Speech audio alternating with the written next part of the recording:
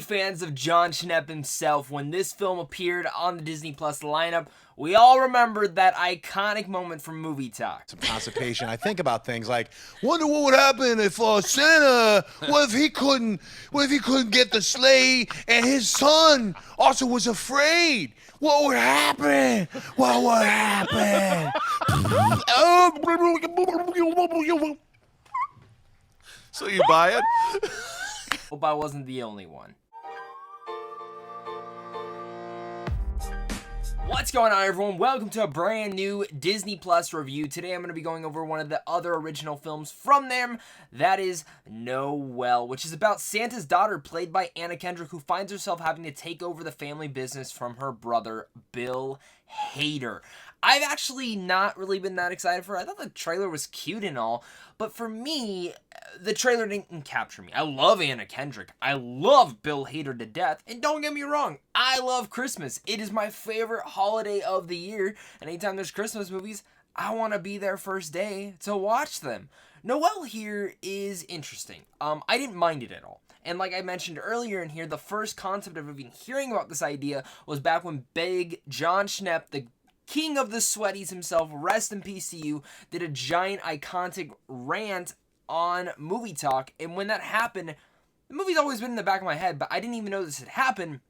And looking into it, I guess it was supposed to be a feature film in theaters. Then Disney said, no, we'll just do it on the streaming service. Probably a good idea on that part, because this movie, Noelle, is not bad per se, but it does feel very TV movie-ish. And that's not an issue here.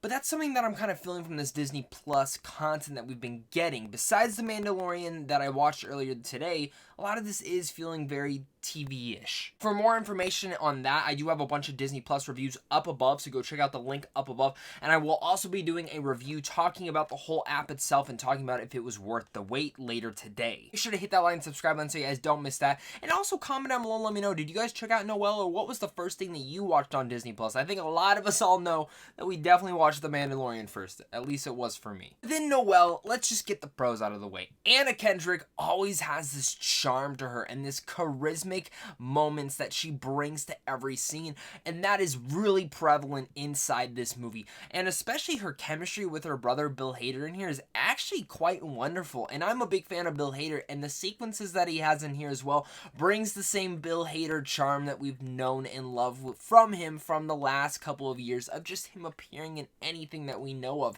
And their chemistry with one another, their characters, the way that they play them off is probably the best part about this movie. And in general, a lot of the Christmas puns and the Christmas jokes in here do work out for the best, and it's actually intriguing on that part.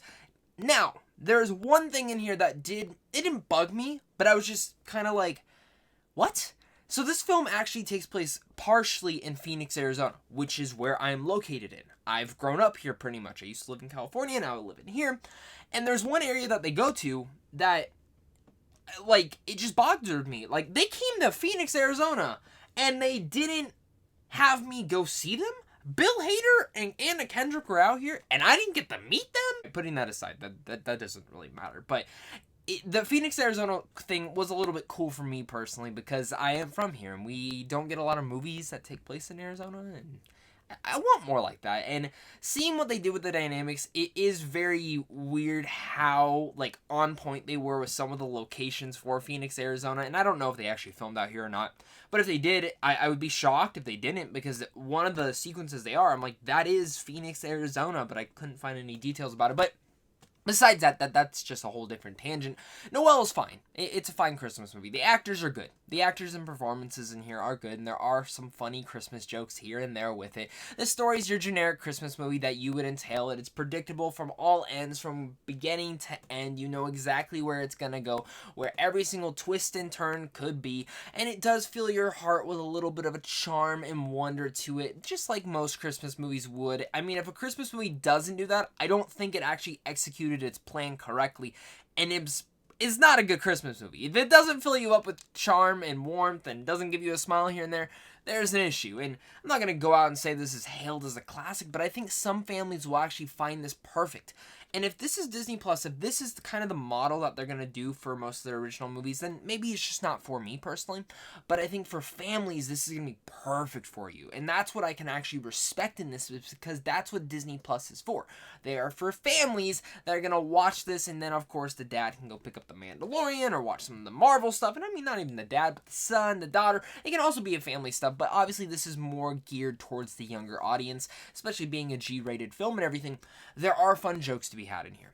And yes, I could easily nitpick and go all into the visual effects, the story, how predictable it is, how unoriginal it is. I mean, I could totally do that. But this movie isn't for me. And I think for families, they're going to enjoy this. Before I give you guys my final thoughts on Noelle, make sure again to hit that like and subscribe button so you guys don't miss any Disney Plus content today. And in general, just movie reviews all the time on this channel. Make sure you guys also comment down below. Let me know what your guys' thoughts are on this film. Did you guys like it? Did you hate it? Plus, head over to Sam Sean Films on how to see films early. And of course, a big thank you to you for clicking on this video. And a big thank you to my Patreon supporters, because without you, I wouldn't be able to do this. It was a fine Christmas movie. I enjoyed it. It filled my heart with warmth and laughter, just how a Christmas movie would. Now, would I have loved more jokes? Absolutely. Would I have loved a better story? Absolutely. Would I have liked for it not to be predictable? Yes. But this feels like a typical Disney Channel original movie that I would have watched years ago when I was young, watching Disney Channel all day. And when they had the movie come on Friday, this would be one of the new ones, just with two major actors, Kendrick and Bill Hader, who are phenomenal in the roles. They bring the charm that they do, and I can totally see why they were casted in this movie. This movie doesn't do any crimes against humanity. It's a Christmas movie. It's fun. That's what it is. So with all that said, I'm going to give Noelle a C. Let me know what your guys' thoughts are on this film. Did you guys like it? Did you hate it? Let's discuss it down below in the comments, guys. Let me know what your favorite Christmas movie is coming up for the rest of the year. Look out for, again, that Disney Plus content. And, of course, until next time, stay classy.